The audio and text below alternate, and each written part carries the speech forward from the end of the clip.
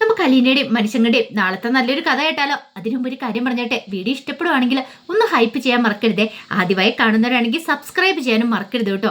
അങ്ങനെ നമ്മൾ കാണുന്ന ഒടുവില് രേവതിക്കുട്ടിയെ കാണാനായിട്ട് ജയദേവനും രമേശനും നായരും ഒക്കെ വരുന്നുണ്ട്. ആ സമയത്ത് നല്ല ടെൻഷൻ ഉണ്ടായിരുന്നു ഗ്രേസമ്മയ്ക്കും മാമച്ചനും ഒക്കെ. ഇനി എങ്ങാനും രേവതിക്കുട്ടിയെ കൂട്ടിക്കൊണ്ടുപോകാൻ വന്നാണോ, രേവതിക്കുട്ടിയുടെ മനസ്സ് മാറ്റി കൂട്ടിക്കൊണ്ട് പോവോ എന്നൊരു ചിന്ത. പക്ഷെ അങ്ങനെയൊന്നും സംഭവിച്ചില്ല. അവർക്ക് രേവതിക്കുട്ടിയാണെന്ന് കാണണമെന്നുണ്ടായിരുന്നുള്ളൂ. വിട്ടുകൊടുക്കുകയാണെങ്കിൽ കൊണ്ടുപോകാനും അവർ തയ്യാറായിരുന്നു. പക്ഷെ ഗ്രേസമ്മയും മാമച്ചനും അതിന് തയ്യാറാകുമോ? കുറേ സമയം സംസാരിച്ചിരുന്നിട്ട് ശേഷമാണ് അവർ പോകുന്നത്. അവർ പോയി കഴിഞ്ഞപ്പോഴത്തേനും കുര്യച്ചൻ പറഞ്ഞു, കണ്ടിട്ട് നല്ല ആൾക്കാരാന്ന് തോന്നുന്നുണ്ടല്ലേ എന്ന് ചോദിച്ചു. ഈ സമയം രേവതിക്കുട്ടി അടുക്കളയിലായിരുന്നു. മാമച്ചൻ പറഞ്ഞു, അതെ, വലിയ കോടീശ്വരന്മാരൊക്കെ തന്നെയായിരുന്നു. പക്ഷെ പറഞ്ഞിട്ട് എന്താ? പിന്നീട് രേവതിക്കുട്ടിയെ കഥയെക്കുറിച്ചൊക്കെ പറയണേ. കുര്യച്ചൻ പറഞ്ഞു, ഓരോരുത്തർക്കും ഓരോന്ന് വിധിച്ചിട്ടുണ്ട്. അല്ലെങ്കിലോ ആ കൊച്ച് ഇപ്പം ഇവിടെ നിൽക്കേണ്ടവളാണോ? നല്ല സുഖത്തിലും സൗഭാഗ്യത്തിലൊക്കെ കഴിയേണ്ട കൊച്ചല്ലേ. പക്ഷേ ദൈവഹിതം അതൊന്നും ആയിരുന്നില്ല. നിങ്ങളോടൊപ്പം വന്ന് ചേരാനായിരുന്നു പറഞ്ഞു. കുറേ സമയം കഴിഞ്ഞിട്ടാണ് കുര്യച്ചനും കൂടെ പോകുന്നത്. ഈ സമയം ഗ്രേസമയം മാമച്ചൻ ചീത്ത പറഞ്ഞു, നീ എന്തിനാ എല്ലാവരോടും വിളിച്ചു പറഞ്ഞേ? എനിക്ക് വയ്യായിക ഉണ്ടെന്ന്, അതിൻ്റെ വല്ല ആവശ്യം ഉണ്ടായിരുന്നോ എന്നൊക്കെ ചോദിച്ചു. ഗ്രേസമ്മ പറഞ്ഞു, പിന്നെ ഒരു വയ്യായിക വന്നു കഴിയുമ്പോൾ ഞാൻ പറയണ്ടേ? അതെ, കുര്യച്ചായനൊക്കെ നമുക്ക് അന്യനാണോ മാമച്ചായെന്ന് ചോദിച്ചു. എന്നാലും അതല്ലല്ലോ. അതൊന്നും സാരില്ല. അപ്പോഴേക്കും ഗ്രേസം പറഞ്ഞു, എനിക്ക് ടെൻഷൻ അതൊന്നും ആയിരുന്നില്ല. രേവതിക്കുട്ടിയെ വന്നെങ്ങാനും അവരെ വിളിച്ചോണ്ട് പോകുമെന്നാ. ഇങ്ങനെ ഇടയ്ക്കിടയ്ക്ക് വന്നിട്ടുണ്ടെങ്കിൽ രേവതിക്കുട്ടിക്ക് ഇനിയിപ്പോൾ അവളുടെ അച്ഛനോടൊരു ഇഷ്ടമൊക്കെ തോന്നി തുടങ്ങുമെന്ന് ചോദിച്ചു. അത് കേട്ടപ്പോൾ മാമച്ചൻ പറഞ്ഞേ, അങ്ങനെയൊന്നും ഉണ്ടാവത്തില്ല. ഇനിയിപ്പം നമ്മൾ പറഞ്ഞു വിട്ടാൽ അവളൊന്നും പോകാൻ പോകുന്നില്ലെന്ന് പറഞ്ഞു. അപ്പോഴേക്കും രേവതിക്കുട്ടി വന്നിട്ട്, ചെന്താ രണ്ടുപേരും കൂടി ഒരു ഗൂഢാലോചന? ഒന്നില്ല എന്ന് പറഞ്ഞു. അതല്ല, എനിക്കറിയാം, എൻ്റെ അച്ഛനും മുത്തച്ഛനൊക്കെ വന്നു കഴിഞ്ഞപ്പോൾ നിനക്കൊരു പേടിയില്ലേ ഞാൻ അവരോടൊപ്പം പോകുന്നു? പിന്നെ ഞങ്ങളെന്തിനാ പേടിക്കണേ എന്ന് ഗ്രേസമ്മ ചോദിച്ചു. ഹാ, അങ്ങനെയാണോ? അന്നൊരു കാര്യം ചെയ്തേക്കാം, ഞാൻ വിളിച്ചിട്ട് പറയാം ഞാൻ അങ്ങോട്ടേക്ക് വരുമെന്ന്. എന്താ പോട്ടേന്ന് ചോദിച്ചു. ഇത് കേട്ടതും മാമച്ചൻ പറഞ്ഞു, നീ ആള് കൊള്ളാലോടി, ഞങ്ങൾ എന്താ ഭീഷണിപ്പെടുത്തുവാണെന്ന് ചോദിച്ചു. അല്ല, നിങ്ങൾക്ക് വേണ്ടെങ്കിൽ ഇപ്പം ചോദിക്കാനും പറയാനും ഒക്കെ എനിക്ക് ആളുണ്ടെന്ന് പറഞ്ഞു. അത് കേട്ടപ്പോൾ ഗ്രേസം പറഞ്ഞു, വേണ്ട, കൂടുതലൊന്നും പറയണ്ടെന്ന് പറഞ്ഞു. മാമച്ചയ ഇനി അവളെ ചുണ്ടി പിടിപ്പിക്കണ്ടെന്ന് പറഞ്ഞു. അപ്പോഴേക്കും രേവതിക്കുട്ടി വന്ന് ഗ്രേസമ്മ കെട്ടിപ്പിടിച്ചിട്ട് പറഞ്ഞു, അതെ, ആൻറ്റി എന്നോട് ഇവിടുന്ന് ഇറങ്ങിപ്പോയിക്കോളാൻ പറഞ്ഞാലും ഞാൻ ഇവിടുന്ന് പോകത്തില്ല.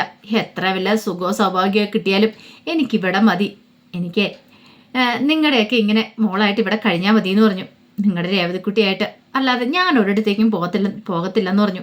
അത് കേട്ട് കഴിഞ്ഞപ്പോഴാണ് ഗ്രേസമ്മയ്ക്കും മാമച്ചനൊക്കെ ഒരു സമാധാനമായത്. ഇതേ സമയം അലീന രോഹിത്തിൻ്റെ അടുത്തായിരുന്നു. രോഹിത്തിനെ കൊണ്ട് ഇച്ചിരി കഞ്ഞി കുടിപ്പിക്കാൻ ശ്രമിക്കുവാണ്. രോഹിത്ത് വേണ്ടാന്നൊക്കെ പറഞ്ഞ് നിർബന്ധം പിടിച്ചു. പക്ഷെ അലീനെ വിട്ടുകൊടുക്കാൻ ഒരുക്കമായിരുന്നില്ല. ആൻറ്റിബയോട്ടിക് കൊടുക്കണമെങ്കിൽ എന്തേലും കഴിച്ചാൽ മതിയാവുള്ളൂ. ബിസ്ക്കറ്റ് അങ്ങനെയുള്ള റിസ്ക്കൊന്നും അവൻ കഴിച്ചില്ല. ഒടുവിൽ അലീന എന്ത് ചെയ്തു, അവനെ പതുക്കെ പിടിച്ച് കട്ടിൻ്റെ ക്ലാസ്സിലേക്ക് എടുത്തിട്ട് പറഞ്ഞു, ഇത്തിരി കഞ്ഞി ഞാൻ തരട്ടേന്ന് ചോദിച്ചു. വേണ്ടാന്ന് പറഞ്ഞ് വാശി പിടിച്ചാലും അലീന ബലമായിട്ട് നിർബന്ധിച്ച് അവനെ കൊണ്ട് കഞ്ഞി കുടിപ്പിക്കുകയാണ്. അതെ, കഞ്ഞി കുടിച്ചില്ലെങ്കിലേ മെഡിസിൻ ഒന്നും കഴിക്കാൻ പറ്റില്ല. മെഡിസിൻ കഴിച്ചില്ലെങ്കിൽ പനി കൂടത്തുള്ളൂ, കുറയത്തില്ല.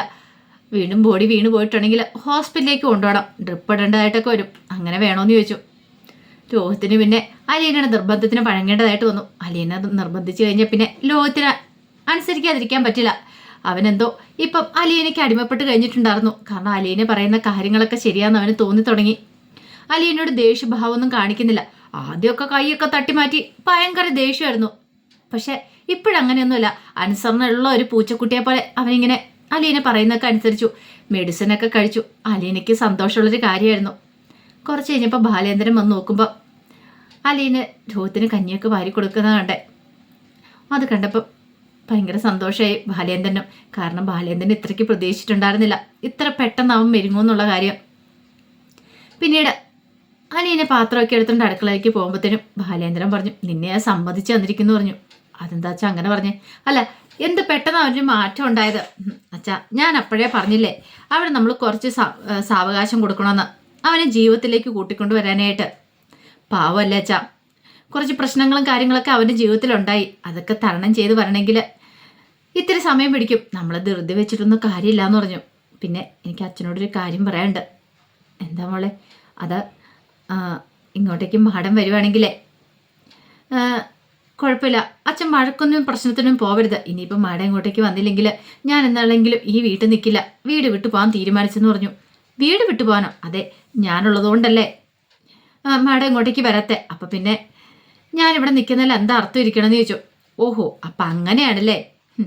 അല്ല, നീ ഇവിടുന്ന് പോയിട്ടുണ്ടെങ്കിൽ ഈ കുടുംബത്തിലെ പ്രശ്നങ്ങളൊക്കെ തീരുമെന്ന് നിനക്ക് തോന്നുന്നുണ്ടോ?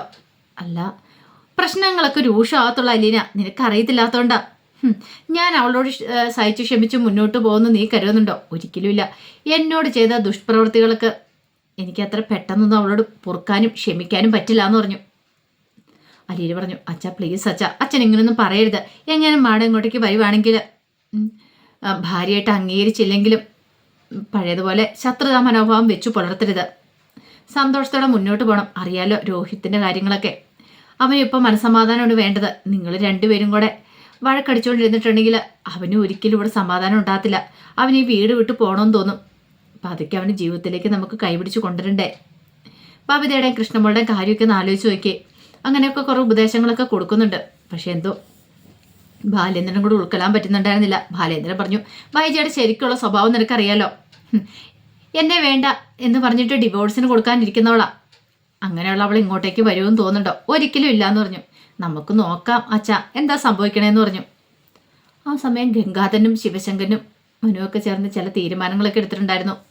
വൈജയന്തി ഒരു കാരണവശാലും വാടക വീട്ടിലേക്ക് വിടില്ല. വൈജയന്തിയുടെ ഇഷ്ടാനിഷ്ടങ്ങൾക്ക് കൂട്ടു നിന്നിട്ടുണ്ടെങ്കിൽ അതിന് മാത്രം സമയം കാണത്തുള്ളൂ. പറയുന്ന അങ്ങോട്ട് അനുസരിപ്പിക്കണം. പിന്നീട് ശിവശങ്കരനും ഗംഗാധരനും ഒക്കെ ഹോസ്പിറ്റലിലേക്ക് പോകണം. അപ്പം വൈജയന്തി എന്ന് ഡിസ്ചാർജ് ആകുന്ന ദിവസമാണ്. വൈജയന്തി ഡ്രസ്സൊക്കെ മാറി തയ്യാറായിട്ടിരിക്കുമായിരുന്നു പോകാനായിട്ട്. അപ്പം ശിവശങ്കരനൊക്കെ വരുമെന്നുള്ള കാര്യം വൈജയന്തിക്ക് അറിയായിരുന്നു. അങ്ങനെ ചെന്ന് കഴിഞ്ഞപ്പോഴത്തേനും ഗംഗാധരൻ ചോദിച്ചു, എങ്ങനെയുണ്ട് വൈജയ, ഇപ്പം നിനക്ക് നടക്കാറായെന്ന് ചോദിച്ചു. വലിയ കുഴപ്പമില്ല, ഫിസിയോതെറാപ്പിയൊക്കെ ചെയ്താൽ മതി, ഡോക്ടർ പറഞ്ഞിട്ടുണ്ടായിരുന്നു. അല്ല, ബില്ലും കാര്യങ്ങളൊക്കെ അതൊക്കെ പേ ചെയ്യാൻ കൊടുത്തിട്ടുണ്ടെന്ന് പറഞ്ഞു. അല്ല, നിന്റെ തീരുമാനം എന്താണെന്ന് ചോദിച്ചു. അതെന്ത് ചോദ്യമാണ് ഗംഗേട്ടാ, ഞാനൊരു കാര്യം തീരുമാനിച്ചിട്ടുണ്ട്. ഞാൻ ഈ വീട് വാടകയ്ക്ക് എടുത്തിട്ടുണ്ട്, അങ്ങോട്ടേക്ക് മാറാനാണ് തീരുമാനിച്ചിരിക്കണമെന്ന് പറഞ്ഞു. ശിവശങ്കരൻ ചോദിച്ചു, നീ ഇതെന്ത് വർത്താനാ വൈജയ പറയണേ? അങ്ങോട്ടേക്ക് മാറാനോ? അതൊക്കെ വല്ലതും നടക്കുന്ന കാര്യമാണോ? പിന്നെ ഞാൻ എന്ത് ചെയ്യണം? ഞാൻ പറയുന്ന കാര്യം അങ്ങേർക്ക് അനുസരിക്കാൻ പറ്റില്ല ബാലേന്ദ്രന്. ഞാൻ ഒരേ ഒരു കാര്യം മാത്രം ആവശ്യപ്പെട്ടിട്ടുള്ളൂ. ആ അലീന എന്ന് പറയുന്നവളെ ആ വീട്ടിൽ നിന്ന് പറഞ്ഞു വിടണമെന്ന്. പക്ഷെ അതിന് അയാൾ കൂട്ടാക്കുന്നില്ലെങ്കിൽ പിന്നെ ഞാൻ അവിടെ പോയി അടിമയെപ്പോലെ കിടക്കണം എന്നാണ് പറയണേ.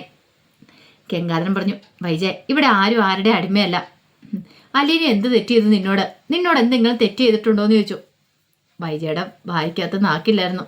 അല്ല, എന്തെങ്കിലും ചെയ്തിട്ടുണ്ടെങ്കിൽ പറ. അപ്പോഴേക്കും വൈജയന്തി പറഞ്ഞു, ഓ, അവള് വന്നതിന് ശേഷമാണ് വീട്ടിൽ ഈ പ്രശ്നങ്ങളൊക്കെ ഉണ്ടായത്. സത്യമാണോ വൈജയ്?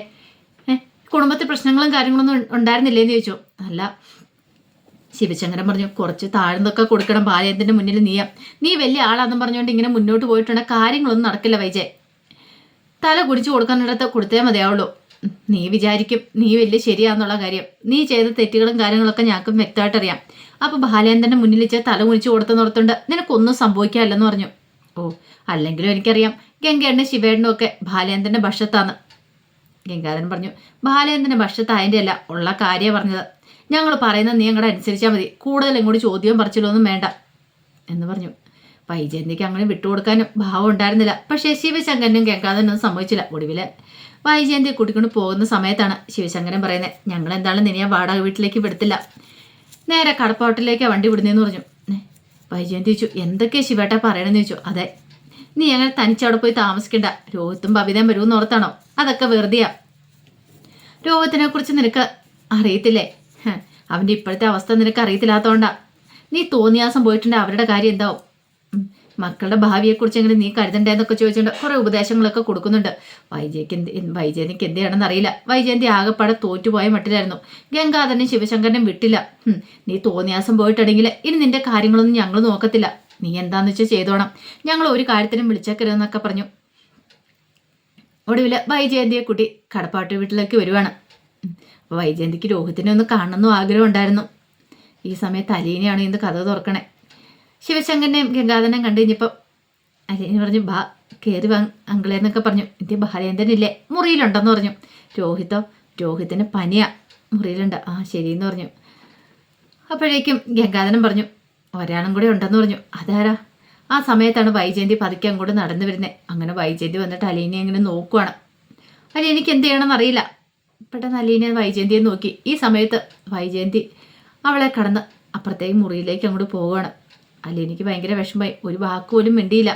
തൻ്റെ പെറ്റമ്മയാണ്, പക്ഷെ പറഞ്ഞിട്ട് കാര്യമില്ല. അവർക്ക് സത്യങ്ങളൊന്നും അറിയത്തില്ലോ. തനിക്കല്ലേ അറിയത്തുള്ളൂ തൻ്റെ അമ്മയാന്നുള്ള കാര്യം.